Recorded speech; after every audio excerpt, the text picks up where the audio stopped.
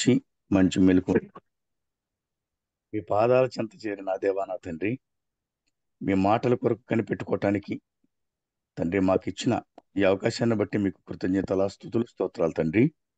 అయ్యా, మీ పక్షాన్ని నిలబడుతున్న మీ బిడ్డని తండ్రి ఆ నోటిని బోరగా చేసుకోండి. మా అందరితో మాట్లాడండి ప్రభా. మమ్మల్ని ఓదార్చండి, మమ్మల్ని ఆత్మీయంగా బలపరచండి తండ్రి. కృప చూపండి, సహాయం చేయండి దేవా. వీటిలో ఉన్న సహోదరి సహోదరులందరినీ ప్రభా అయ్యా మీ బలమైన హస్తాల కింద భద్రపరిచి మాతో మాట్లాడమని మీ సేవకురాల ద్వారా తండ్రి మమ్మల్ని బలపరచమని వేడుకుంటూ మా ప్రభు మా రక్షకుడు మీ ప్రియకుమారుడైన ప్రభు అయిన యేసుక్రీస్తు పరిశుద్ధ నామమున ప్రార్థించి అడిగి వేడుకుంటున్నాను పరమ తండ్రి. ఆమేన్. ఆమేన్. ఆమేన్. ఆమేన్. ప్రైజ్ లార్డ్ అయ్య గారు. దేవుని నామానికి మహిమ కలుగును గాక. Praise lord brother. ఈ సమయంలో మనకు వాక్యాన్ని అందించడానికి దైవానుచిత్తంగా ఏర్పరచబడినటువంటి డాక్టర్ వైఎస్ విమలారెడ్డి అమ్మగారు మనకు వాక్యాన్ని అందించడానికి సిద్ధంగా ఉన్నారండి. అమ్మగారిని పరిచయం చేయడం గౌరవంగా భావిస్తా ఉన్నాను. డాక్టర్ వైఎస్ విమలారెడ్డి అమ్మగారు 2008వ సంవత్సరంలో ప్రభు అయిన యేసుక్రీస్తును తన సొంత రక్షకునిగా అంగీకరించారు. వారి జీవితం వెంబడ దేవుని పిలుపుకు ప్రతిస్పందనగా సువార్తను ప్రకటించడం ప్రారంభించి పరిచర్యను మరింత ప్రభావితంగా చేయుటకు గాను అమ్మగారు బీడీ, ఎంటీహెచ్ మరియు ఎంఏ క్రిస్టియన్ స్టడీస్ శ్రద్ధాశక్తులతో అభ్యసించారు. వారి విశిష్ట పరిచర్య మరియు నాయకత్వ పరిణతులకు గుర్తింపుగా వారు గౌరవ డాక్టరేట్ కూడా పొందుకున్నారు. ప్రస్తుతం అమ్మగారు TCEEFI కు చైర్పర్సన్ గా మరియు హగ్గ ఇండియాకు ఉపాధ్యక్షురాలుగా సేవలు అందిస్తా ఉన్నారు. అంతేకాకుండా దివంగత ముఖ్యమంత్రి వర్యులు డాక్టర్ వైఎస్ రాజశేఖర రెడ్డి గారి యొక్క ప్రియమైన సహోదరి, మరి అదేవిధంగా మాజీ ముఖ్యమంత్రి వర్యులు వైఎస్ జగన్మోహన్ రెడ్డి గారికి మేనత్త గారు కూడా. అమ్మగారిని, అమ్మగారి కుటుంబాన్ని దేవుడు దీవించిన విధానాన్ని బట్టి దేవునికి వందనాలండి. వెల్కమ్ టు అమ్మగారు. ప్లీజ్ అమ్మా. థ్యాంక్ యూ అండి. Thank you Swaroop. యేసుక్రీస్తు నామమున అందరికీ వందనాలు. చిన్న ప్రార్థన చేసుకుందాం. దయామేడ యేసు నాయన, ఈ ఉదయకాలంన వాక్యం ధ్యానించుకోవడానికి మీరు ఇచ్చిన అవకాశాన్ని బట్టి మీకు స్తోత్రం నాయన. తండ్రి, మా అందరి హృదయాలను తెరిచి వాక్యాన్ని బాగా అర్థం చేసుకొని మా హృదయాలను స్థిరపరచుకోవడానికి సహాయం చేయమని యేసుక్రీస్తు నామమున వేడుకొంచున్నాను తండ్రి. ఆమేన్. మరి అడ్వెంట్ వచ్చింది, అందరూ క్రిస్మస్ పాటలు పాడుకుంటున్నారు. నేనైతే రెండవ రాకడ గురించి కొన్ని విషయాలు జ్ఞాపకం చేద్దామని అనుకుంటున్నా, సెకండ్ అడ్వెంట్. ఎందుకంటే మనము క్రిస్మస్ టైంలో సైమల్టేనియస్ గా సిలువను గురించి కూడా జ్ఞాపకం చేసుకోవాలి. ఆయన సిలువ మరణం పొందడానికి మన కోసం వచ్చాడు, ఆయన పాపం నుంచి మమ్మల్ని విమోచించడానికి వచ్చాడు అని చెప్తూ ఉంటాం. అట్ ద సేమ్ టైం ఆయన ఫస్ట్ రాకడలో వచ్చిన దానికి ప్రతిఫలంగా మనం ప్రిపేర్డ్ గా ఉండాలి. రెండోసారి ఆయన వచ్చినప్పుడు ఆయనతో పాటు వెళ్ళిపోవాలి, ఆయన రాజ్యంలోకి మనకు కూడా ప్రవేశం దొరకాలి అనే విషయం మనకి ఎప్పుడు కూడా జ్ఞాపకం ఉండాలి. ఆయన తన రాజ్యంలోకి మనల్ని తీసుకుపోవడానికని ఈ లోకంలోకి వచ్చాడు. మరి ఆ ఆయన కోరిక నెరవేరాలి అంటే మనము ఆయన రాకడలోకి, ఆయన రాజ్యంలోకి ప్రవేశించడానికి మనకి యోగ్యతలు సంపాదించుకోవాలి. యేసు ప్రభు రెండవ రాకడ గురించి చిన్న కథ ఒకటి చెప్పాడు. దాని గురించి మనము ఈరోజు ధ్యానం చేసుకుందాం. యేసు ప్రభు ఈ లోకంలో ఉన్నప్పుడు పరలోకం గురించి, నరకం గురించి ఎన్నో విషయాలు చెప్పాడు. పరలోకం గురించి ఎందుకు చెప్పాడు అంటే ఆ లోకంలోకి మనం కూడా వెళ్ళాలి అనే ఆశ మనకు కలగాలని. నరకం గురించి చెప్పినప్పుడు ఆ నరకలోకానికి, శాశ్వత నరకానికి మనం పోకూడదనే ఆలోచన మనకు రావాలని ఆయన ఉద్దేశం. మరి ఈరోజు మత్తయి 25వ అధ్యాయంలో అందరికీ తెలిసిన విషయమే కానీ జ్ఞాపకం చేస్తున్నా, 10 మంది కన్యకల ఉపమానం. దాని గురించి ఒక 25:1-13 వరకు నేను చదువుతున్నాను. తెలిసిందైనా మాకు తెలుసు అని అనుకోకుండా దయచేసి వినండి. ఎందుకంటే ఈ ఫస్ట్ అడ్వెంట్ జరిగింది కాబట్టి సెకండ్ అడ్వెంట్ కూడా జరుగుతుంది అనే విషయం మనకు అర్థం కావాలి. రెండవ రాకడ తప్పనిసరిగా జరుగుతుంది అనే నిశ్చయిత కూడా మనకు కలగాలి. యేసుప్రభు చెప్పాడు అసలు రెండవ రాకడ అంటే ఎట్లుంటుందని కూడా యోహానుకు చూపించి ప్రకటన గ్రంథం కూడా రాయించి ఉంచాడు. కాబట్టి ఆయన చెప్పిన మాటల్లో ఏది తప్పుపోదు, ఏది అబద్ధం కాదు.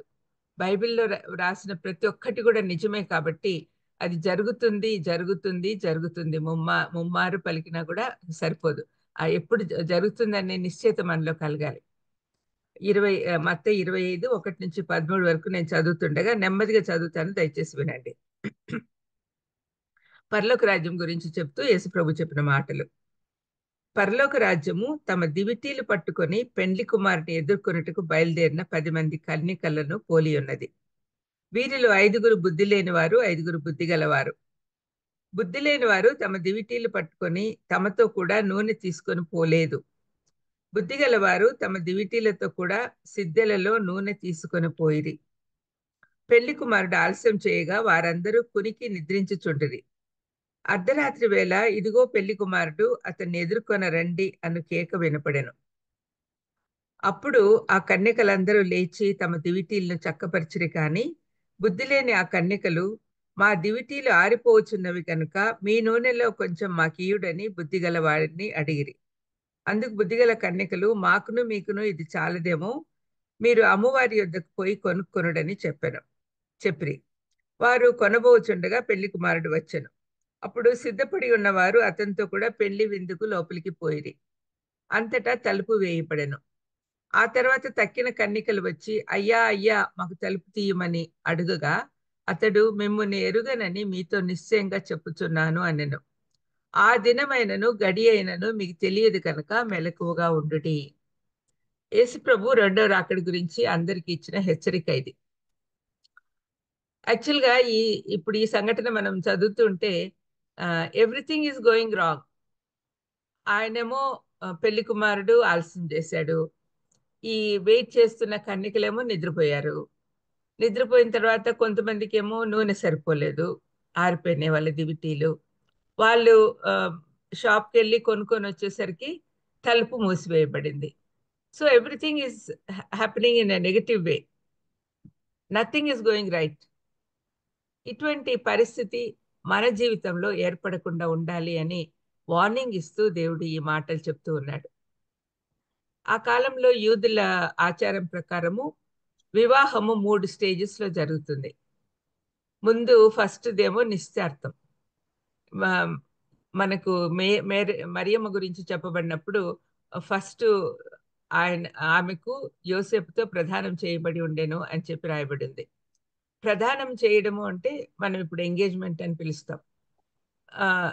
ఆ కాలంలో ఎంగేజ్మెంట్ అయిన తర్వాత దాదాపు 1 సంవత్సరం కాలము ఆగేవాళ్ళు. అయితే ఎంగేజ్మెంట్ ఆల్మోస్ట్ పెళ్లిలాగానే, అంటే ఇంకా నిశ్చితార్థం జరిగిన తర్వాత ఇంకా నో గోయింగ్ బ్యాక్ అనమాట. ఆ విధంగా ఉండేది. ఈ సంవత్సర పాటు కాలంలో పెళ్లి కుమారుడు చేయాల్సింది ఏంటంటే, పెళ్లి కుమార్తె ఎదురు చూస్తూ ఉండాలి, తను ప్రిపేర్ చేసుకుంటూ ఉండాలి. అయితే పెళ్లి కుమారుడైతే తన భార్య కోసము ఒక గృహము నిర్మించుకోవాలి. తర్వాత తన కుటుంబాన్ని పరిరక్షించుకోవడానికి కావలసిన వనరులన్నీ సమకూర్చుకోవాలి. అంటే ఫర్ ఎగ్జాంపుల్ ఉద్యోగం చూసుకోవాలి, స్టడీ ఇన్కమ్ ఉండేటట్టుగా చూసుకోవాలి, భార్యను తర్వాత పిల్లల్ని అందరినీ చూసుకునే యోగ్యత సంపాదించుకోవాలి. ఇది ఆ 1 ఇయర్లో చేయాల్సిన కార్యక్రమం. అది చేసిన తర్వాత సంవత్సరమో ఇంకా కొన్ని ఎక్కువైనా కావచ్చు, తక్కువైనా కావచ్చు, తను సిద్ధపడిన తర్వాత పెళ్లి కుమారుడు పెళ్లి కుమార్తె ఇంటికి వస్తాడు. అది సెకండ్ స్టేజ్. ఆ రాకడ గురించి, ఆయన సెకండ్ స్టేజ్లో రావడం గురించి ఇక్కడ వివరించబడింది. ఎప్పుడైతే కన్యక ఇంటికి వచ్చి వివాహం చేసుకొని ఒక విందు ఏర్పాటు చేస్తారు పెళ్లి కుమార్తె ఇంట్లోనే, ఆ విందుకు అందరూ ఆహ్వానించబడతారు. ఆ తర్వాత ఆయన వివాహం చేసుకుని ఆ తర్వాత వాళ్ళ ఇంటికి తీసుకెళ్తాడు. ఇదంతా కూడా ఈ సంఘటనలో రాత్రిపూట జరుగుతూ ఉంది. అంత చీకటిగా ఉంటుంది కాబట్టి అందరూ దివిటీలు పట్టుకొని ఎదురు చూస్తూ ఉన్నారు పెళ్లి కుమారుడి రాక కోసం. అది ఇక్కడ సందర్భము. ఇక్కడ ఈ ఆ దారంతా కూడా whole road is lit with lights. అందరు కూడా దివిటీలు పట్టుకొని నిలబడి ఉన్నారు. అటువంటి పరిస్థితి. అయితే ఇక్కడ జరిగింది ఏంటంటే, పెళ్లి కుమారుడు రావడం ఆలస్యమైంది. ఇప్పుడు మనకు అన్వయించుకుంటే, పెళ్లి కుమారుడు వస్తాడు, మనల్ని తీసుకొని పోతాడు, మధ్యాకాశంలో విందు ఉంటుంది అని ఎప్పటి నుంచో వింటూ ఉన్నాం. మనం కూడా కొంచెం నిర్లక్ష్యం అయిపోతూ ఉన్నాం, నిర్లక్ష్యం చేస్తూ ఉన్నాం.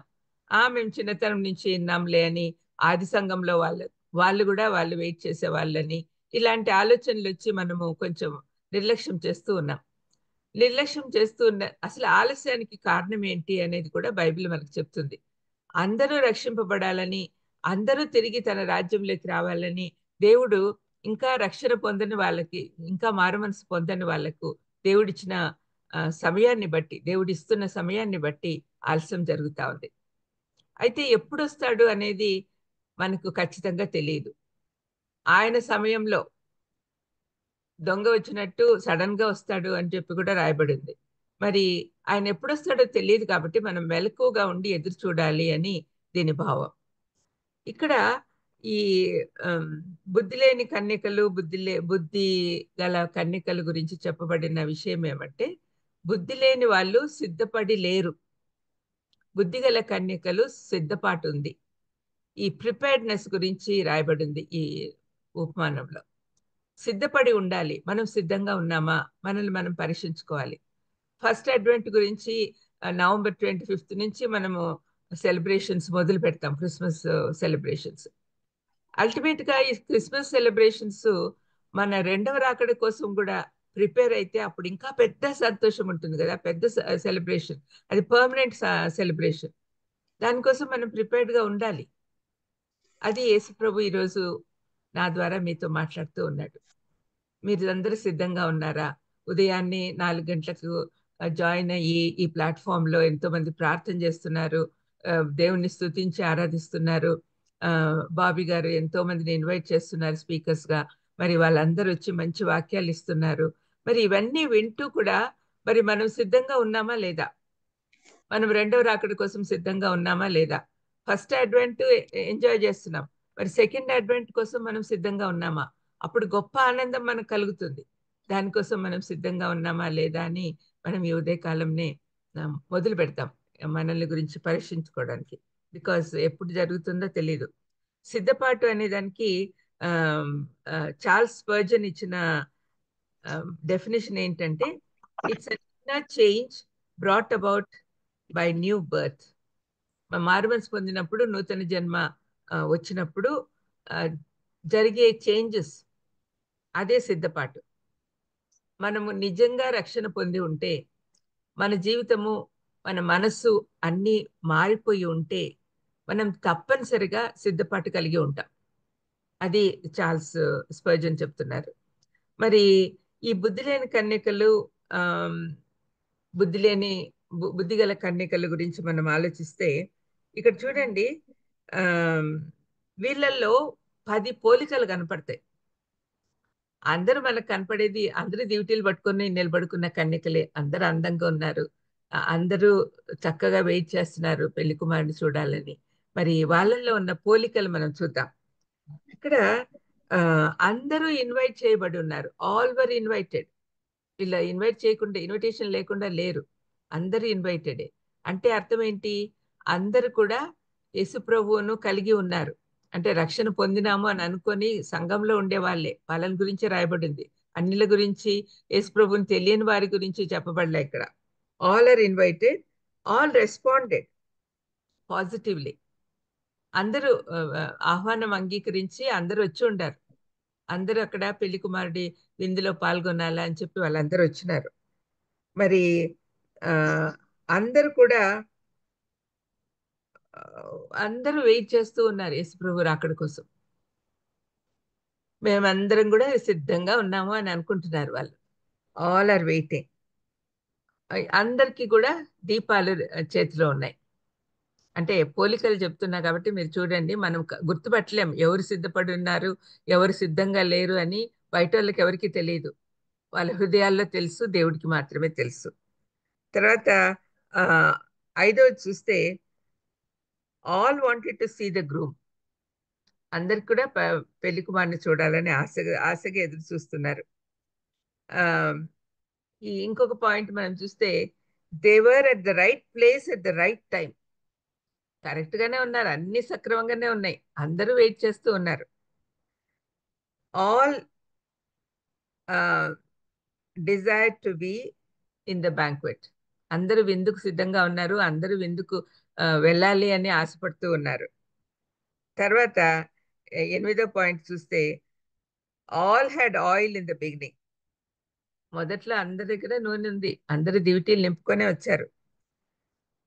9వ అధ్యాయం చూస్తే అందరూ నిద్రపోయినారు. ఎవరు ఏం తేడా లేదు. అందరూ కూడా నిద్రపోయారు ఆయన వచ్చేది ఆలస్యం అయ్యేసరికి.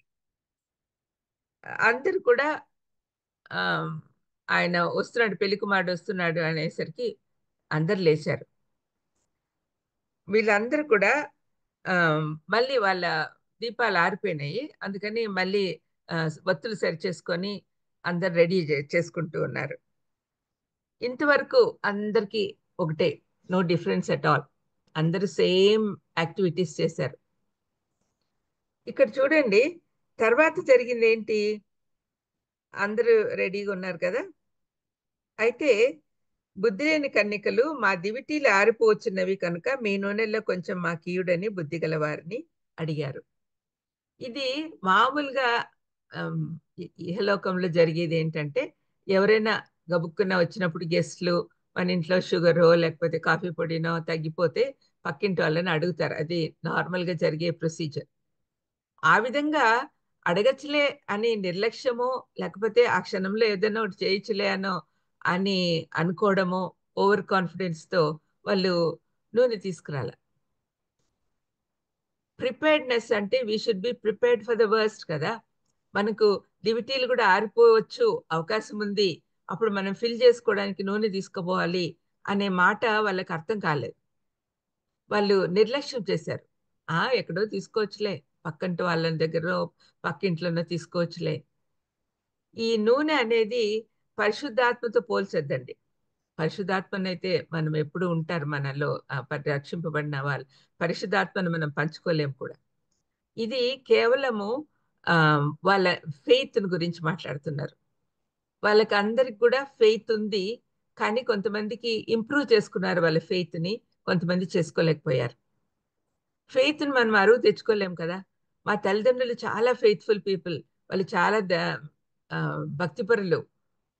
ఇప్పుడు సపోజింగ్ ఈ పాస్టర్ల పిల్లలు కానీ, బిషప్లు, పెద్ద పెద్ద వాళ్ళు ఉన్నారు కదా, చర్చ్ లీడర్స్, వాళ్ళ పిల్లలం కాబట్టి వాళ్ళు చేసిన ప్రార్థనల ద్వారా వాళ్ళ విశ్వాసాన్ని బట్టి మేము పరలోకానికి వెళ్తాము అని అనుకునే వాళ్ళు కూడా చాలా మంది ఉన్నారు. ఆ కాలంలో యూదులు కూడా అదే విధంగా అనుకునేవాళ్ళు. మేము అబ్రహాం సంతానం కాబట్టి మేము తప్పనిసరిగా పరలోకానికి వెళ్తాం, మమ్మల్ని విడిచిపెట్టి యేసయ్య ఎటు వెళ్ళిపోతాడు అని అనుకునేవాళ్ళు. మమ్మల్ని ఈ లోకంలో ఆ, శ్రమల కాలంలో వదిలిపెట్టాడు దేవుడు అని అనుకున్నారు వాళ్ళు. మేము ఎప్పుడు కూడా దేవుని బిడ్డలమే, మేము ఎంత తప్పు చేసినా మమ్మల్ని తిరిగి తీసుకుంటున్నాడు ఆయన అనే గర్వం వాళ్ళకు ఉండేది. కానీ ఒకటి మనం గుర్తుంచుకోవాలి, మనము నిజంగా రక్షణ పొంది ఉంటేనే మనం దేవుని బిడ్డలం. ఆయన దత్తపుత్రతో మనకి ఎట్లా వస్తుంది అంటే రక్షణ పొందిన తర్వాత. ఈ రక్షణ పొందామా లేదా అనేది మనల్ని మనం ఎప్పుడు కూడా ప్రశ్నించుకుంటూ ఉండాలి. అది బయట వాళ్ళకి కనపడదండి. కేవలం మనము చర్చికి రెగ్యులర్గా వస్తున్నాము, ఆ, బైబిల్ చదువుతున్నాము అంటే సరిపోదు. బైబిల్ ప్రకారం నడుచుకుంటున్నామా లేదా? దేవుడు ఏం చెప్పాడు? మొదట నా రాజ్యమును నీతిని వెదకండి అన్నాడు. ఆ పని మనం చేస్తున్నామా లేదా? ఆయన రాజ్యమును వెతకండి అంటే కొలస్సీ పత్రిక 3వ అధ్యాయంలో చెప్పినట్లు రక్షణ పొందిన ప్రతి వారు కూడా పైనున్న వాటి అందే మనసుంచుకోవాలి అని చెప్పాడు ప్రభు. పైనున్నటి ఏంటి? యేసు ప్రభు ఉన్నాడు, తండ్రి కుడిపార్శ్వన కూర్చొని మన కోసం విజ్ఞాపనలు చేస్తున్నాడు. పైనున్నదేంటి? పరలోకం. పరలోకంలో ఏముంది? సమాధానం, సంతోషము. అక్కడ ఏ కోపము ఉండదు, ఎవరి మీద అసూయ ఉండదు, ద్వేషం ఉండదు. అటువంటి వారిగా మనం తయారైనప్పుడే మనకు నిజమైన రక్షణ వచ్చింది అని అనుకోవాలి. మనలో అందరిలో లోపాలు ఉన్నాయండి. మనల్ని మనం సరిచేసుకుంటూ మనం సిద్ధపాటు కలిగి ఉండాలి. మనము ఫెయిత్ అందరికీ కూడా రక్షణ పొందిన క్షణమే మనకు విశ్వాసం ఒక పాలు ఇచ్చినాడు దేవుడు. కొద్ది కొద్దిగా ఇచ్చినాడు అందరికి కూడా సమపాలలో. దాన్ని ఇంప్రూవ్ చేసుకోవాల్సిన బాధ్యత మనదే. వీళ్ళు అనుకున్నారు, మాకు మా నాన్నోళ్ళకి విశ్వాసం చాలా ఉంది, వాళ్ళు చాలా భక్తి చేశారు, వాళ్ళు చాలా సేవ చేశారు, వాళ్ళని బట్టి మేము పరలోకానికి వెళ్తాంలే అని అనుకునే వాళ్ళు వీళ్ళు బుద్ధి లేని కన్యకలతో పోల్చబడి ఉన్నారు. మరి అలాంటి వాళ్ళు మనలో ఉన్నారా? మనల్ని మనం పరీక్షించుకుందాం. ఎవరి విశ్వాసం వాళ్ళదే, ఎవరి రక్షణ వారిదే, ఎవరి పాపం వారిదే. ఇవన్నీ కూడా నూతన నిబంధనలో చాలా చోట్ల రాయబడి ఉన్నాయి. మరి మనల్ని మనం పరీక్షించుకుంటూ ఉన్నప్పుడు మనము మనల్ని సృష్టించిన సృష్టికర్త మనకు ఒక మాన్యువల్ ఇచ్చాడు. మన అనుదిన జీవితం ఎలా గడపాలి అని బైబిల్ ద్వారా మనం నేర్చుకోవాలి. ఈ విధంగా మనం బైబిల్ ప్రకారం జీవిస్తూ ఉంటే మనం బుద్ధిగల కన్యకలమే. మరి మన దగ్గర ఎప్పుడు కూడా నూనె రెడీగా ఉంటుంది. పరిశుద్ధాత్ముడు మనలోనే ఉన్నాడు. ఆయనే మనల్ని నడిపిస్తాడు. ఆయన స్వరం వింటూ ముందుకు సాగడమే బుద్ధిగల కన్యకలు చేసిన పని. పరిశుద్ధాత్మ దేవుడు వాళ్ళని గైడ్ చేసి ఉంటాడు. ఆలస్యమవుతుందేమో, మన ఇంట్లో తల్లిదండ్రులు కొన్నిసార్లు చెప్తారు కదా, ఆలస్యం అయినా కూడా రెడీగా ఉండు. 5 రొట్టెలు 2 చేపలు ఇచ్చిన ఆ బాలుడు గురించి మాట్లాడుకుంటూ ఉంటాం. మరి ఆ అబ్బాయికి తల్లిదండ్రులు రొట్టె చేపలు ఇచ్చి పంపించారు, ఒకవేళ ఆలస్యం అవుతే తినడానికి రెడీగా పెట్టుకో అని. అదేవిధంగా మనలో ఉన్న పరిశుద్ధాత్మ దేవుడు మనకు వార్నింగ్ ఇస్తూ ఉంటాడు. అన్ని రెడీగా పెట్టుకో, అన్ని రెడీగా పెట్టుకో, జాగ్రత్త, అలసిపోయినానని నిద్రపోబాకు, రెడీగా ఉండు, దేవుడు ప్రభు ఎప్పుడైనా రావచ్చు అని మనలో ఉన్న పరిశుద్ధాత్మ దేవుడు మనకు చెప్తూ ఉంటాడు. అంతేకాకుండా మనము రోజు వాక్యం చదువుతున్నప్పుడు ఇవి గుర్తొస్తూ ఉంటాయి. ఇప్పుడు క్రిస్మస్ సీజన్ వచ్చేసింది, మనం అడ్వెంట్లో ఉన్నాము, ఎంజాయ్ చేస్తాము. ఎస్, మనం సంతోషించాలి. మనం ఆయన మన కోసం వచ్చాడు అని చెప్పి ఎందుకు వచ్చినాడు అనే రీజన్స్ చూసుకుంటూ మనం సంతోషించాలి తప్పనిసరిగా. కానీ అట్ ద సేమ్ టైం ఆయన మన కోసము వధించబడుటకు సిద్ధపడిన గొర్రెపిల్లగా మనకి ఈ లోకంలోకి శరీరధారిగా వచ్చాడు అనే విషయము మనం గుర్తుంచుకోవాలి. అంత పెద్ద త్యాగం చేసిన ఆయన తిరిగి వస్తానని చెప్పాడు. మరి తిరిగి వస్తాను అన్నప్పుడు అప్పుడు ఇంకా పెద్ద సంతోషం పొందుకోవాలి అనే ఆతృతతో మనం ఎదురు చూడాలి. దానికోసం కావాల్సిన ప్రిపరేషన్ మన దగ్గర ఉందా అనేది మనము చూసుకోవాలి. ఇప్పుడు 10 పాయింట్స్ మీకు చెప్పాను. అందరూ ప్రిపేర్డ్గా ఉన్నారు, అందరూ రెడీగా అక్కడ వెయిట్ చేస్తున్నారు, అందరికీ అన్నీ ఉన్నాయి. కానీ ఒకటే ఒక డిఫరెన్స్ వాళ్ళిద్దరికి ఉండేది ఏంటంటే, వాళ్ళు కొంతమంది 5 మంది సిద్ధపాటు ఉంది, 5 మందికి సిద్ధపాటు లేదు. ఇది ఎప్పుడు తెలిసింది? పెళ్లి కుమారుడు వచ్చిన క్షణంలో తెలిసింది. అప్పుడు మనం రియలైజ్ అయితే it will be too late. So మనం ఇప్పుడే మునిగిపోయింది, అంటే మించిపోయింది లేదు. ఇప్పటికైనా ఈ రోజే సరైన సమయం, ఈ క్షణమే మనం మారు మనసు పొంది మనం సిద్ధపాటు కలిగి ఉన్నామా లేదా అని మనం గుర్తించాలి. ఎందుకంటే వాళ్ళు కన్యకలు ఆయిల్ తీసుకురావడానికి వెళ్ళారు. వచ్చిన తర్వాత చూస్తే తలుపు మూసివేయబడింది. ఒక్కసారి తలుపు మూసివేయబడితే మళ్ళీ తీసే అవకాశం లేదు. దేవుడు ఇన్ని సంవత్సరాలు మనకి ఛాన్స్ ఇచ్చాడు. తిరిగి వచ్చినప్పుడు మనం సిద్ధంగా లేకపోతే మనకి ఇంకా ఛాన్స్ వచ్చేదానికి అవకాశం లేదు. అది ఈ రెండవ రాకడ వచ్చినప్పుడు సంఘం ఎత్తబడేది క్షణంలో క్షణం. కన్ను మూసి తెరిచే లోపల మనము పరలోకంలోకి వెళ్ళిపోవాలి, మధ్యాకాశంలోకి వెళ్ళిపోవాలి. అప్పుడు మళ్ళీ మారు మనసు పొందే అంత టైం ఉండదు, అవకాశం ఉండదు. కాబట్టి మనము ఈ క్రిస్మస్ సీజన్లోనే ఇది రియలైజ్ అయ్యి మనం బుద్ధిగల కన్యకలుగా ఉన్నామా లేదా అనేది మనం డిసైడ్ చేసుకోవాలి. అయ్యా అయ్యా మాకు తలుపు తీయమని అడుగగా అతడు మిమ్మల్ని ఎరగనని మీతో నిశ్చయంగా చెప్పుచున్నాను అని చెప్తున్నాడు. అంటే అప్పుడు అంత కఠినంగా ఎలా ఉండగలుగుతున్నాడు పెళ్లి కుమారుడు? అంతవరకు అందరూ స్నేహితులే ఆయనకు, అందరినీ పిలిచాడు, వాళ్ళందరూ కూడా కలిసి పిలిచారు. మరి వీళ్ళని మాత్రము నాకు తెలియదు అంటుంటే, అంటే ఆ ప్రిపేర్డ్నెస్ లేని వాళ్ళని దేవుడు అంగీకరించడు. ఒక్కసారి తలుపు వేయబడితే అది తెరవబడదు. ప్రస్తుతము తలుపు తెరిచి ఉన్నది, సిద్ధంగా ఉంది. హెబ్రీ పత్రిక 10వ అధ్యాయంలో చెప్పినట్టుగా రక్షణ రెడీగా ఉంది అని చెప్తున్నాడు. రెడీగా ఉంది, మీరు రండి ఆహ్వానిస్తున్నాడు, సిద్ధంగా ఉంది అని చెప్పి. ఒకసారి 10వ అధ్యాయం చదువుతామంటే బాగుంటుంది. అక్కడ సిద్ధంగా ఉంది, మీరు రెడీగా ఉంది, మీరు రండి అని అంటున్నాడు. హెబ్రీ పత్రిక 10వ అధ్యాయంలో 19, సహోదరులారా, యేసు మన కొరకు ప్రతిష్ఠించిన మార్గమున, అనగా నూతనమైనదియు జీవము గలదియు ఆయన శరీరము అనే తెర ద్వారా ఏర్పరచబడిన ఆయన మార్గమున, ఆయన రక్తం వలన పరిశుద్ధ స్థలం నందు ప్రవేశించుటకు మనకు ధైర్యం కలిగి ఉన్నది. ఆయన శరీరం ద్వారా ఏర్పరచబడిన మార్గం ఈ తలుపు. ఆయన శిలువ మరణంలో, శిలువ మేకులతో కొట్టబడిన ఆ చేతులతో, రక్తం కారుతున్న చేతులతో ఆయన తలుపు తెరిచిపట్టి నిలబడి ఉన్నాడు మన కోసం. మనం సిద్ధంగా ఉన్నామా దాన్ని ఎంటర్ అయ్యేదానికి?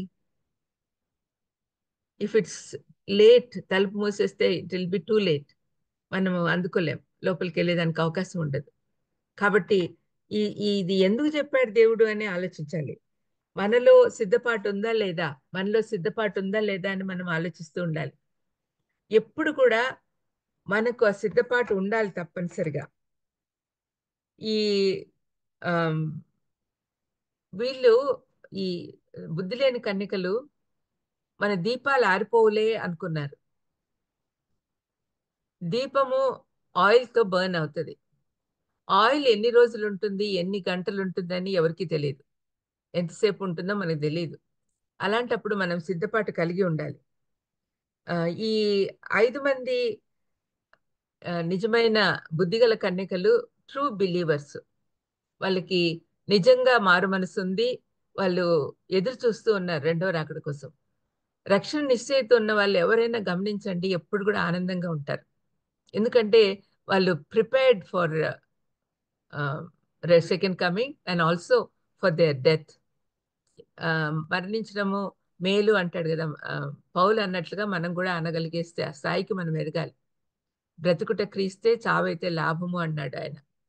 మరి మనం కూడా అటువంటి స్టేజ్కి ఎదిగినప్పుడే మనం బుద్ధిగల కన్యకలుగా చెప్పబడతాం. ఈ బుద్ధి లేని కన్యకలు రిలీజియస్గా ఉన్నారు, చాలా ఆచారాలన్నీ పాటిస్తారు. క్రిస్మస్ టైంలో అయితే మరి అయితే వాళ్ళకు నిజంగా మార్పు ఉందా లేదా?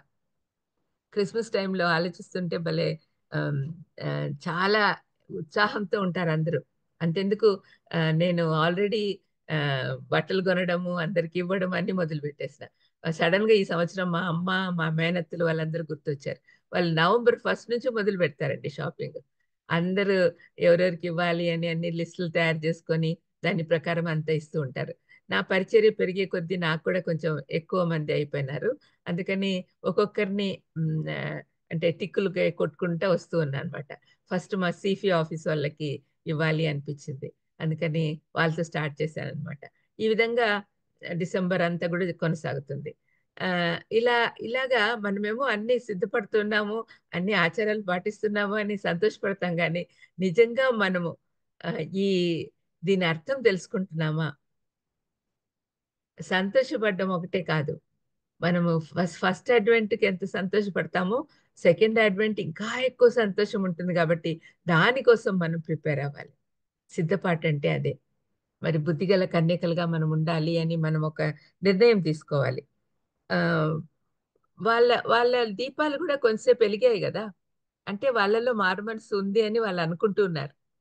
రక్షణ పొందిన ప్రతి ఒక్కరు కూడా ఇదే మాట అనుకుంటారు. మేము బాప్తిసం తీసుకున్నాము, బల్లారాధనలో పాల్గొంటున్నాము. ఇవంతా కూడా మామూలుగా మారు మనసు అనుభవం ఎప్పుడొస్తుంది? ఏదో ఒక సందర్భంలో దేవుడు వాళ్ళని ముట్టినట్లుగా అనిపిస్తుంది వాళ్ళకి. ముఖ్యంగా మీటింగ్స్‌లో జరుగుతూ ఉంటాయి. యవనస్తుల మీటింగ్స్‌లో యవనస్తులు చాలా మంది యేసుప్రభువును సొంత రక్షకుడుగా అంగీకరిస్తారు. ఆ టైంలో చాలా మార్పులొస్తాయి వాళ్ళలో. వెంటనే వాళ్ళు కమిట్మెంట్ ఇస్తారు. ఆల్టర్ కాల్ ఇచ్చినప్పుడు అందరూ చేతులెత్తేసి మేము కూడా మారిపోయాం అని అనుకుంటారు. అటువంటి సమయంలో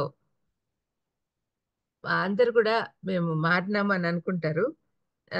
వాళ్ళ వాళ్ళ ల్యాంప్స్ కూడా కొంతసేపు బర్న్ అవుతాయి. కానీ ఎప్పుడైతే ఆ నూనె ఎళ్ళిపోతుందో, నూనె అంటే ఫెయిత్ అనుకుంటే, ఒక ఫెయిత్ ఎప్పుడు తగ్గిపోతుందో అప్పుడే వాళ్ళల్లో ఉన్న బ్యాడ్ క్వాలిటీస్ అన్నీ బయటకొస్తాయి. అంటే చీకటి జీవితంలో ఉన్న ఆ లక్షణాలన్నీ మళ్ళీ బయటకొస్తాయి. అప్పుడు ఇంక సిద్ధపాటు అనేది ఆ మాటే మర్చిపోతారు. ఇప్పుడు యాక్చువల్‌గా true marks of A true believer అది చూస్తే కన్సిస్టెన్సీ ఉండాలి. అంటే ఎప్పుడు కూడా దేవుని నమ్ముకున్న వాళ్ళు యేసు ప్రభు ఏ విధంగా నిన్న నేడు నిరంతరం ఏకరీతిగా ఉండే దేవుడు మనకున్నాడు. మరి అటువంటి దేవుణ్ణి నమ్ముకున్న మనము నిన్న నేడు రేపు ఎప్పుడు కూడా దేవుణ్ణి నమ్ముకునే ఉండాలి. ప్రతిదానికి ఆయన మీద ఆధారపడే ఉండాలి. ఒకరోజు మన ఇష్టానుసారంగా జీవిస్తాంలే, మళ్ళీ రేపు చూద్దాంలే అని అనుకునే దానికి కుదరదు. రేపు అనే పోస్ట్పోన్ చేస్తే ఈ క్షణమే మనకు మరణం రావచ్చు. కాబట్టి ఇట్లా పోస్ట్పోన్ చేయొద్దండి దయచేసి. ఒక ఆయన అనుకున్నాడంట, ఇంకా చాలా టైం ఉంది కదా, రేపు బాప్తిసం తీసుకుంటాంలే అని అనుకున్నాడంట. ఈ రోజు చనిపోయాడంట. అప్పుడు ఎక్కడికి వెళ్తాడు అతను? రక్షణ పొందక ముందు ఎక్కడికి వెళ్తాము? నిత్య నరకానికి వెళ్ళిపోతాం. కాబట్టి ఎప్పుడు కూడా పోస్ట్పోన్ చెయ్యొద్దు. First advent is the best time to realize about the second advent and be prepared. ఎవరైతే ఈ క్రిస్మస్ టైంలో ఎక్కువ ఎంజాయ్ చేద్దామని అనుకుంటారో ఎంజాయ్ చేయండి, తప్పలేదు.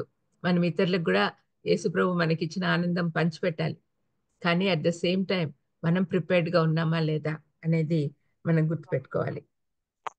కన్సిస్టెన్సీ ఉండాలి, ఇంటెగ్రిటీ ఉండాలి, నిజాయితీ ఉండాలి. నిజాయితీ అంటే ఏంటి?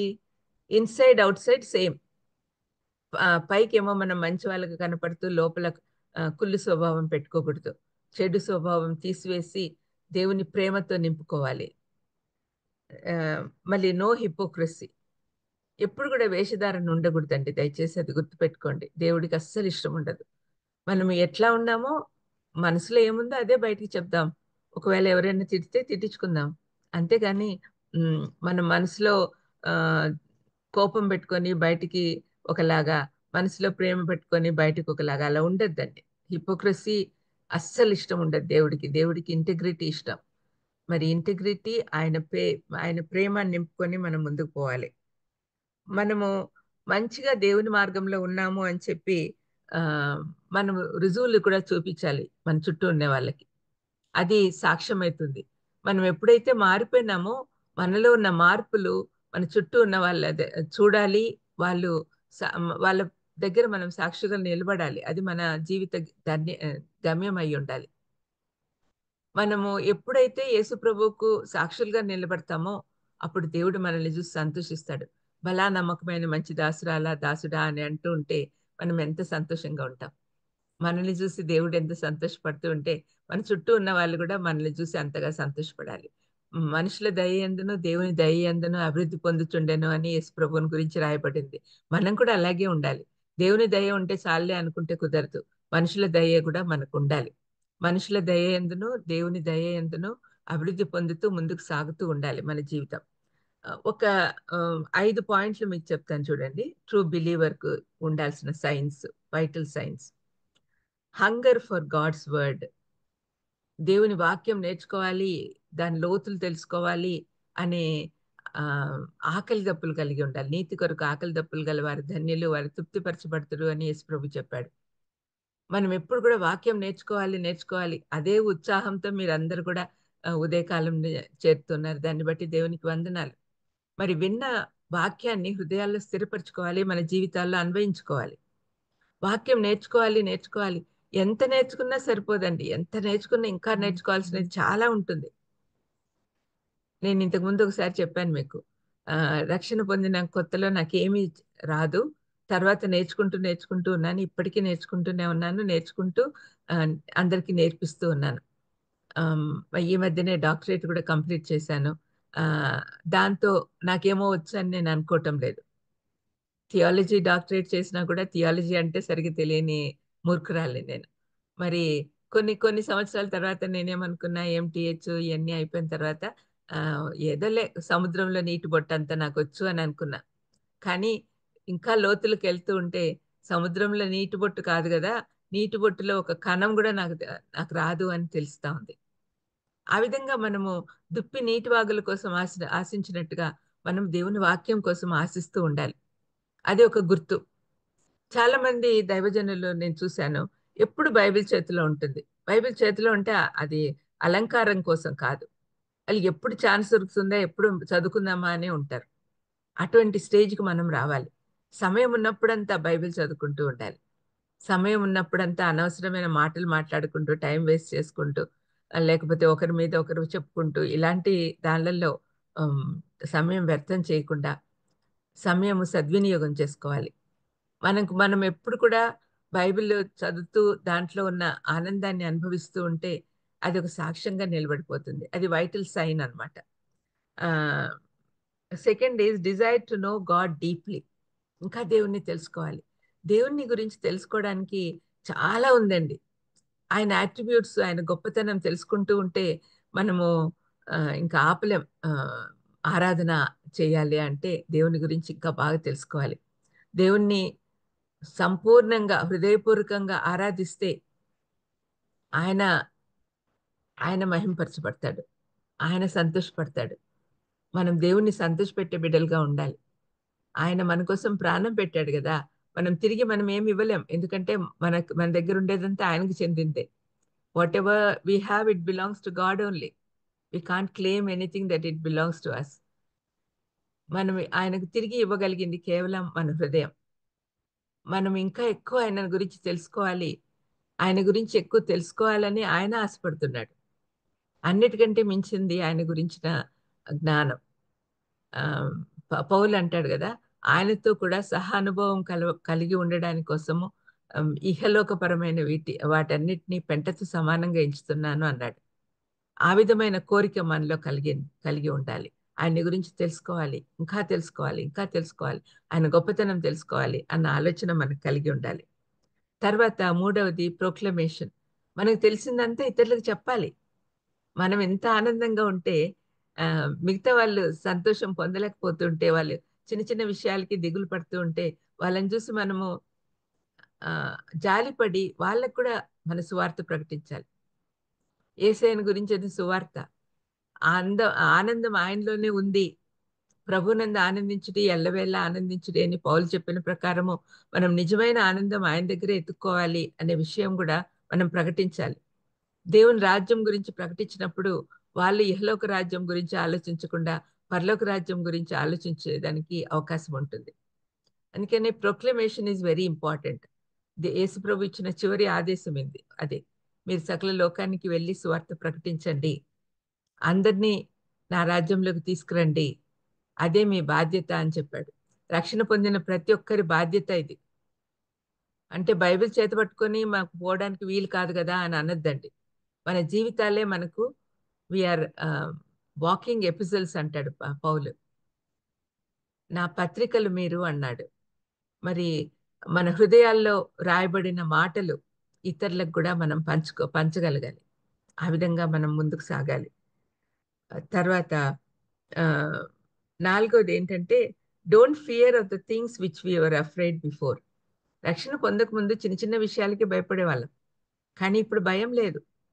ఎందుకంటే గాఢాంధకారపు లోయలో నువ్వు సంచరించిన ఏ దానికి భయపడిన అవసరంలా. నేను నీతో ఉన్నానని చెప్పాడు కదా దేవుడు. భయపడొద్దు, భయపడొద్దు అని 360 సార్లు 65 సార్లు ఉందంట. నేనైతే లెక్క పెట్టలేదండి. దయచేసి నన్ను క్షమించండి. చెప్పిన మాటలే చెప్తున్నా. ప్రతి రోజుకు సరిపడా ఒక్కొక్క మాట. భయపడొద్దు, భయపడొద్దు అని చెప్పి ప్రభువు చెప్తూ ఉన్నాడు. మరి do not be afraid of anything. God is there for you. He'll protect you. He'll be there all the time. మనకున్న గొప్ప క్రైస్తవులకు అందరికీ ఉన్న గొప్ప నిరీక్షణే కాకుండా కాన్ఫిడెన్స్ ఏంటంటే, యెస్, దేవుడు మనతో ఉన్నాడు. ఏ భయం వచ్చినా, ఏ కష్టం వచ్చినా ఆయనున్నాడు మనకు. ఒక చిన్న బిడ్డలాగా దేవుని దగ్గరికొస్తేనే పరలోక రాజ్యంలోకి వస్తారని యేసు ప్రభు చెప్పాడు కదా! మరి చిన్న బిడ్డలు ఏం చేస్తారు? ఆహ్, ఏ కష్టం వచ్చినా వాళ్ళ అమ్మ, నాన్న దగ్గర పరిగెత్తారు. మనం కూడా అదేలాగా ఉండాలి. ఆ విధంగా ఉంటే ఇతరులు మనల్ని చూసి ఏంటి పరిస్థితులు ఇంత భయంకరంగా ఉన్నా కూడా ఈమె ఇంత కామ్‌గా ఉందేంటి? That's because she has Christ in her, లేకపోతే హిమ్ అని అనుకోవాలి మన గురించి. అప్పుడే దేవుడు మహిమపరచబడతాడు. తర్వాత చివరిగా అందరికీ తెలిసిన విషయము చెడు చెయ్యొద్దండి. మనకు వీలైనంత వరకు మంచే చేస్తూ ఉండాలి. ఇతరులకు మంచి చేయాలని మనం ఆశించుకోవాలి. మనకు అవకాశం ఉన్న చోట ఆహ్, అంటే ఏదైనా ఇవ్వగలిగితే ఇవ్వాలి. లేకపోతే మన దగ్గర ఏం లేదనుకోండి ఇవ్వడానికి, కనీసం వాళ్ళ కోసం ప్రార్థన చేయాలి. ఇవన్నీ కూడా మనం చేసినప్పుడు మనము మంచి పనులు చేయడానికే రక్షింపబడినాము అని యేసుప్రభు చెప్పాడు. కాబట్టి మంచి కార్యాలు చేయడానికి యేసుప్రభు ఈ లోకానికి మన కోసం వచ్చినప్పుడు మనం మంచి కార్యాలు చేస్తూ ఆయనను మహింపరచాలి. మనం దేవుని బిడ్డలము అని అనుకున్నప్పుడు దేవుడు ఎక్స్‌పెక్ట్ చేసేదేంటి? సత్క్రియలు మన ద్వారా లోకంలో చేయబడాలి. మనము పరిమళంగా అందరి దగ్గర ఉండాలి.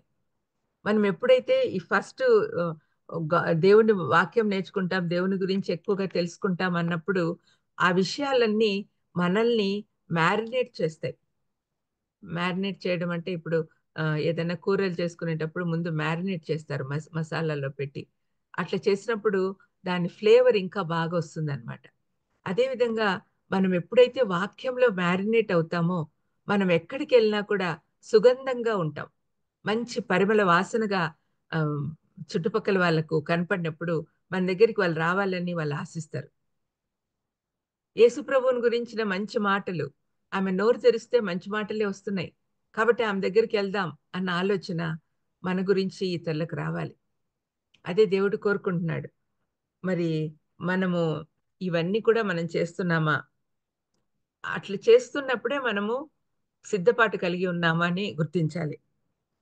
ఆహ్, యాక్చువల్‌గా ప్రతి సంఘంలో కూడా, ప్రతి వ్యక్తిలో కూడా ఇన్‌వర్డ్ చర్చ్, ఔట్‌వర్డ్ చర్చ్ అని ఉంటాయి.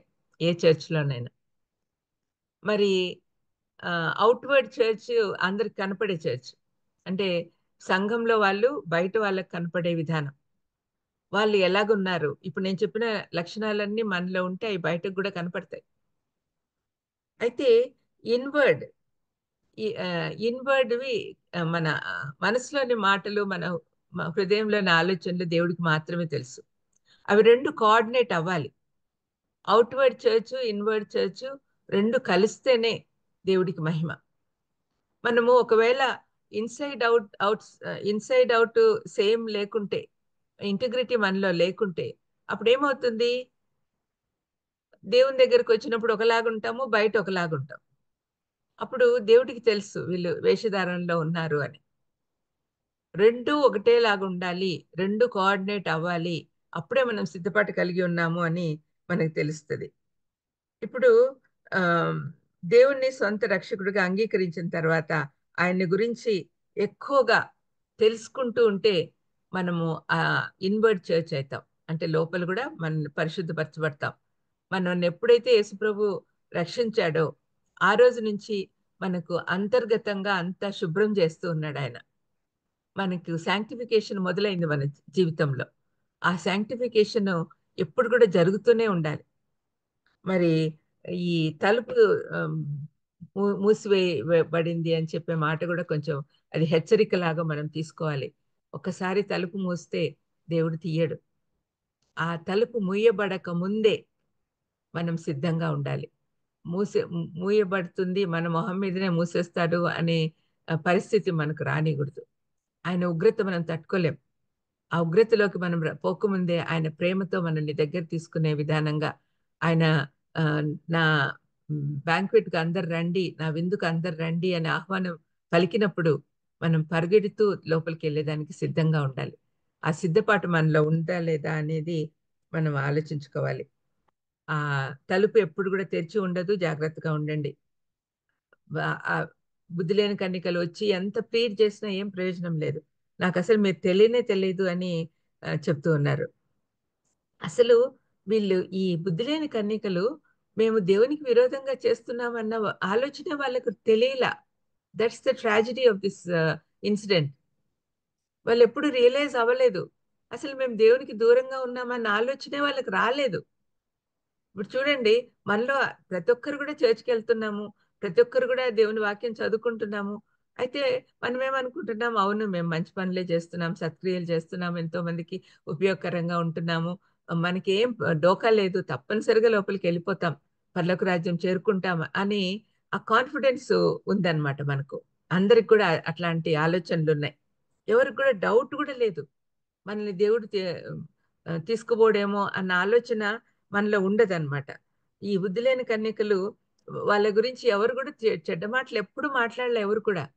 ఆమె చాలా మంచిదండి, ఆయన చాలా మంచోడండి, సంఘంలో అంతా వాళ్ళే చేస్తూ ఉంటారండి అని అంటూ ఉంటారు వాళ్ళ గురించి. అప్పుడు వాళ్ళు అనుకుంటారు కాలర్ ఎగరేసి, ఆహా! నేను కూడా పరలోకానికి వెళ్ళిపోతాను అనుకుంటారు. కానీ వాళ్ళు రియలైజ్ అవ్వట్లేదు.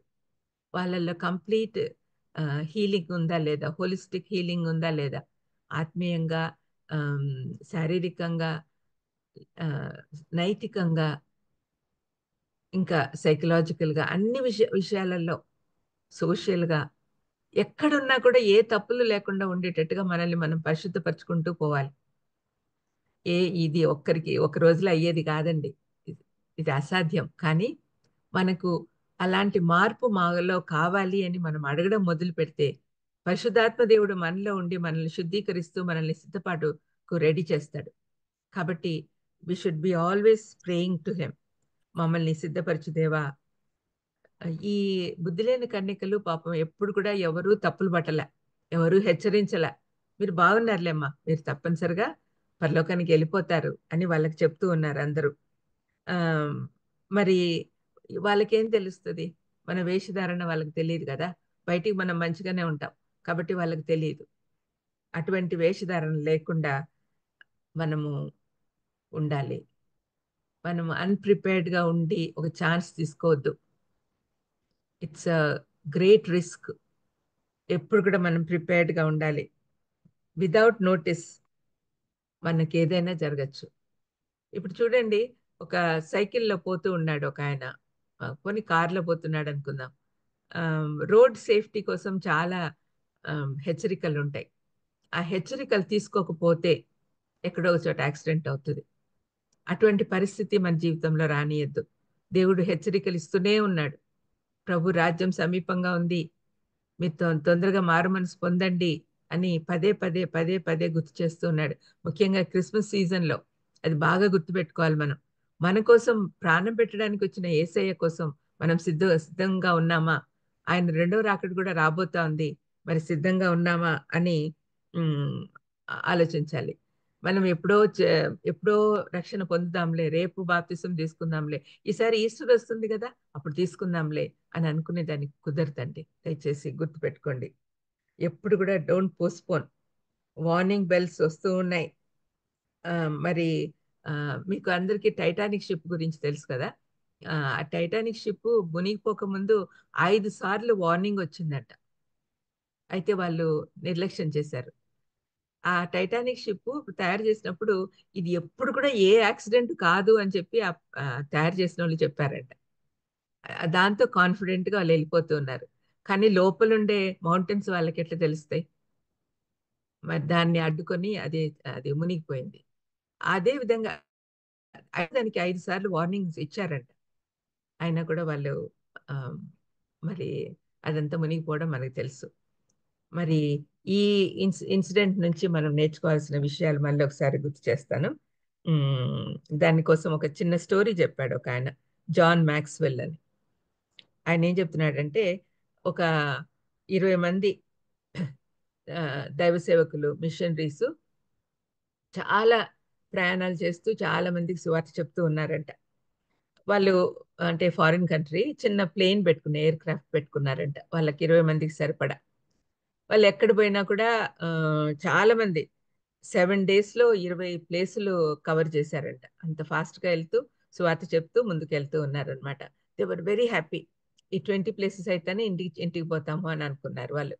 అంత సక్సెస్‌ఫుల్‌గా జరిగిపోయింది. తర్వాత ఆ ఎయిర్ క్రాఫ్ట్ ల్యాండ్ అయ్యేటప్పుడు ఏదో ప్రాబ్లమ్ వచ్చింది. ఎంత భయంకరమైన కదలికలొచ్చినాయంటే ఆ ఎయిర్ క్రాఫ్ట్‌లో they were sure to die. ఇంక చచ్చిపోతామని ప్రిపేర్డ్‌గా అనుకుంటూ ఉన్నారు. ఇంకా ఏమోలే దేవుడి సేవ చేసుకొని చచ్చిపోయినాంలే అని కొంతమంది అంటుంటే, కొంతమంది అమ్మో! ఎన్ని బాధ్యతలున్నాయి అని భయపడుతూ ఉంటే అలాంటి పరిస్థితి ఉందన్నమాట. ఇప్పుడు కింద ల్యాండ్ అయ్యుంటే అది పేలిపోయి ఉండేది. కానీ సడెన్‌గా పైలట్ పైకి తీసుకెళ్ళిపోయాడు. పైకి తీసుకెళ్ళిన దానివల్ల మళ్ళీ ఇంకా కొంచెం దూరం వెళ్ళిన తర్వాత మళ్ళీ సేఫ్‌గా ల్యాండ్ అయ్యాడన్నమాట. అప్పుడు వాళ్ళందరికీ ఆశ్చర్యమేసింది. ఈ పైలట్ ఈ లాస్ట్ సెకండ్‌లో ఫ్రాక్షన్ ఆఫ్ ఎ సెకండ్ లో ఆ డిసిషన్ తీసుకొని మళ్ళీ పైకి వెళ్ళిపోయినాడు. ఇది ఎలా సాధ్యము అని అడిగారంట వాళ్ళు. అంటే how could you do this, అంత ఫాస్ట్ గా ఎలా డెసిషన్ తీసుకున్నావు అంటే ఆ పైలట్ చెప్పాడంట, నేను 15 years బ్యాక్ నేను ట్రైనింగ్ తీసుకున్నాను. ఆ ట్రైనింగ్ లో చెప్పిన పాయింట్స్ లో ఇదొకటి. లాస్ట్ మినిట్ అయినా సరే క్షణంలో మీరు డెసిషన్ తీసుకోవాలి అనే సంగతి అప్పుడు నేను నేర్చుకున్నా. కాబట్టి ఆమ్, ఆ రైట్ డెసిషన్ తీసుకునే దానికి హెసిటేట్ చెయ్యొద్దు అని వాళ్ళు నేర్చుకున్నారంట పైలట్. మరి ఆ విధంగా మనం కూడా ఇప్పుడు ఈ క్షణంలోనే రైట్ డెసిషన్ తీసుకుందాం. మనం ఇంకా సిద్ధపాటు లేకుండా ఉంటే ఈ క్షణంలోనే సిద్ధపడదాం. ఇప్పుడు మీటింగ్ అయితేనే ప్రార్థన చేసుకొని మేము సిద్ధంగా లేము దేవా మమ్మల్ని సిద్ధపరచండి అని ఒక్క క్షణం దేవుణ్ణి ప్రార్థిస్తే పరిశుద్ధాత్మ దేవుడు మనతో ఉండి ఆ కార్యం జరిపిస్తాడు. కాబట్టి రైట్ డెసిషన్ మనం తీసుకునేదానికి ఆలస్యం చేస్తే చాలా లేట్ అయిపోతుంది. చాలా జీవితాల్లో it's a tragedy because they don't take the right decision at the right time. మరి ఆమ్, ఇలాగా కరెక్ట్ టైంలో డెసిషన్ తీసుకోకపోతే తప్పనిసరిగా మన ముందర తలుపులు మూసివేయబడతాయి. రెండవ రాకడ చాలా సమీపంగా ఉంది అని అన్ని సూచనలు కనపడుతున్నాయి. కాబట్టి దయచేసి మీరు అందరూ కూడా కళ్ళు తెరవండి.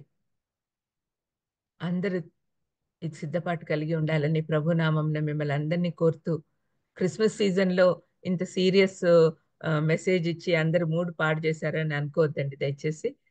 మనం అందరం కూడా సిద్ధపాటు కలిగి ఉండాలని ప్రభునామంన కోరుతూ ముగిస్తున్నాను. చిన్న ప్రార్థన చేసుకుందాం. దయమైడా యేసునాయనా తండ్రి, మొదటి రాకడ గురించి మేము సెలబ్రేట్ చేసుకున్న తరుణంలో రెండవ రాకడ కోసం కూడా సిద్ధపాటు కలిగి ఉండేటట్టుగా మమ్మల్ని దీవించి ఆశీర్వదించమని తండ్రి, ఈ ప్లాట్ఫామ్ ఏర్పాటు చేసిన బాబీ గారిని, ఇంకా జాన్సన్, మిగతా వాళ్ళందరినీ గురించి కూడా మీకోసం మీ సన్నిధిలో ప్రార్థన చేస్తున్నాం నైనా. స్వరూప్ గారు రోజు దీన్ని కండక్ట్ చేస్తున్నారు నైనా. వీళ్ళందరినీ కూడా దీవించి ఆశీర్వదించమని, వింటున్న ప్రతి ఒక్కరు కూడా ఆశీర్వదించబడేటట్టు అందరు సిద్ధపాటు కలిగి ఉండేటట్టు చేయమని యేసుక్రీస్తు నామమున వేడుకుంటున్నాను తండ్రి. ఆమేన్. ఆమేన్. ఆమేన్. థ్యాంక్ యూ సో మచ్ అమ్మా. మరి ఎంత మంచిగా చెప్పారు. వెరీ రేర్గా మరి ఇలాంటి స్టడీ, ఇలాంటి కలెక్షన్, ఇలస్ట్రేషన్స్ మనకి ఇవ్వగలిగిన వాళ్ళు రేర్గా ఉంటారు. మా అందరి తరపున మీకు కృతజ్ఞతలు తెలియజేస్తున్నానమ్మా. Thank you. Thank you so much అమ్మా. మరి మన నాయకుల్ని అలాగా చూడాలట, మనం అలా చూడాలట. వాళ్ళలోంచి మరి వాళ్ళని చూస్తే మనకి ఏదో అవుతుందట, అలా చూడాలట మనం. థ్యాంక్ యూ సో మచ్ అమ్మా.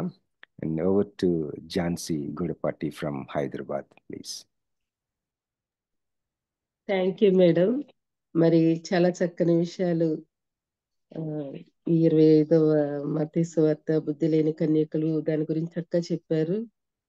పెళ్లి కూతురు నిశ్చితార్థంకి ఎలా సిద్ధపడుతుంది, వరుడు గురించి, పెండ్లి కుమారుడు ఎలా ఇల్లు నిర్మించుకోవటానికి, బాధ్యతలు నిర్వహించడానికి తను ఎలా సిద్ధపడతారో, అట్లాగే వాళ్ళిద్దరికి మధ్య ఉన్న పోలికలు, బుద్ధి గల వారికి బుద్ధి లేని వారికి ఉన్న 10 points కూడా నిజంగానే చాలా చక్కగా వివరించారు. నిజంగా మీరు ఫస్ట్ చెప్పిందే ఇది ఏది చూసినా ప్రతిదీ రాంగ్ గా అనిపించింది. దానిలో నుంచే మరి ఫెయిత్, అందరూ పరిశుద్ధాత్మని అనుకుంటారు కానీ నూనంటే ఆ ఫెయిత్ అప్పు తెచ్చుకోలేము. ఫెయిత్ ని మనం ఇంప్రూవ్ చేసుకోవాలని మేడం చెప్పారండి. దయచేసి ఇవన్నీ మనం గమనించుకుందాం. కన్సిస్టెన్సీ మనకు ఉండాలి, ఇంటిగ్రిటీ ఉండాలి. మెయిన్ పాయింట్స్ అండి ఇవన్నీ. మనలో సిద్ధపాటు ఉందా లేదా అవన్నీ చూసుకుందాం.